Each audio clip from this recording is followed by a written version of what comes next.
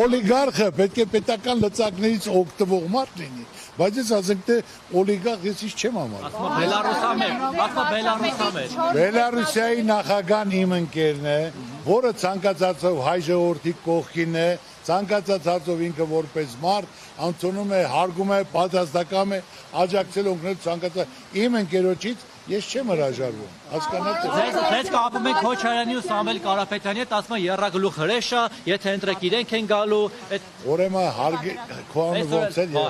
Վահե ջան։ Ուրեմն ես ասեմ, ես ամեն օր ժողովրդի հետ շփվում եմ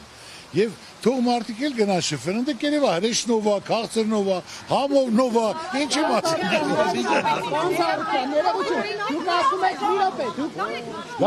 Ժողովուրդը 2000 Դուք ասում եք հների հետ